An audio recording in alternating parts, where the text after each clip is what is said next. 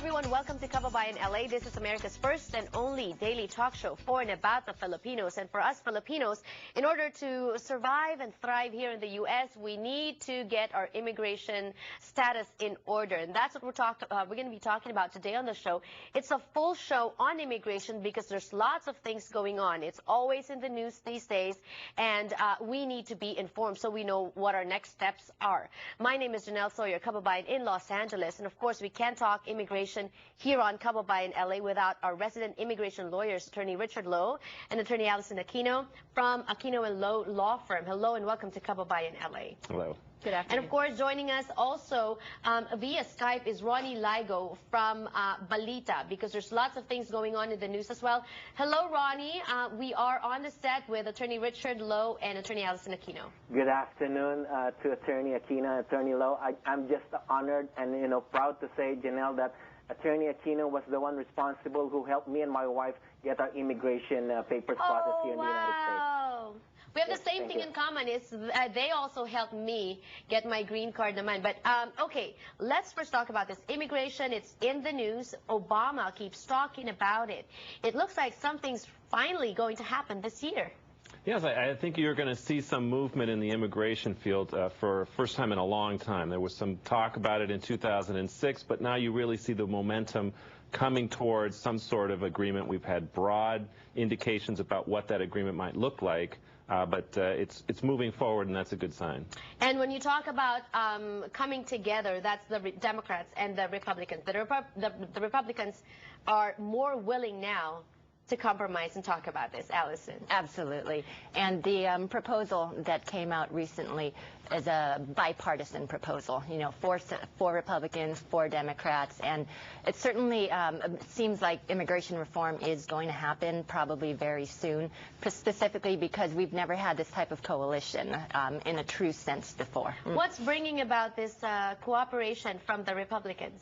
Well, I think it's obvious that the elections played a big role in it. When you had a large population of Latinos voting, Asian Americans voting, and voting by supporting the Democratic candidates who were supporting immigration, I think that really made a difference. And I think the rhetoric has really changed in the Republican Party, and they've really come to realize that this is a problem that needs to be addressed. The legal immigration, the illegal immigrants that are here, all of this needs to be addressed in order to move forward. So there is hope now for people out there that, don't quite know what to do with their immigration status, and some of them are already hopeless about it.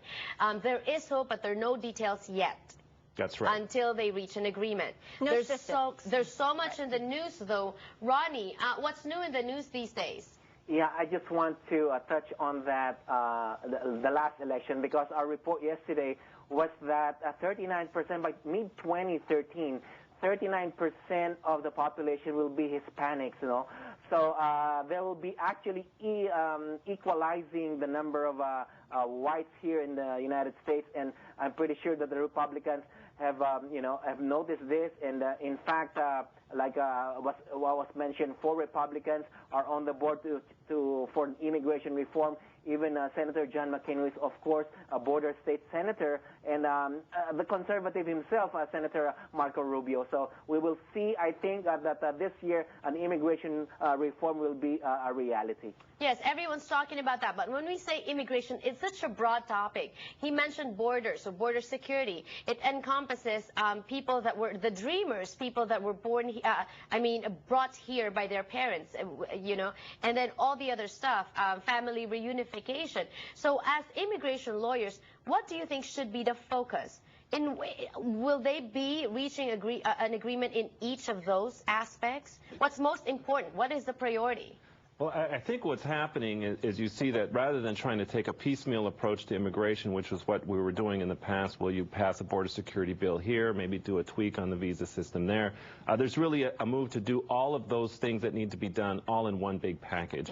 And so the focus is really the large package, getting the illegal immigrants that are here, the 11 million people that are here, those taken care of, getting the visa system fixed, getting border security beefed up, getting employer verification of employees beefed up, dealing with Dreamers, dealing with all these other aspects, all in one big package. It sounds like a tough, ambitious project, Allison. It definitely is. And one of the main reasons that we need to take a comprehensive approach rather than a piecemeal approach is the last really big reform back in 1986, where an amnesty was provided to, again, millions of undocumented immigrants.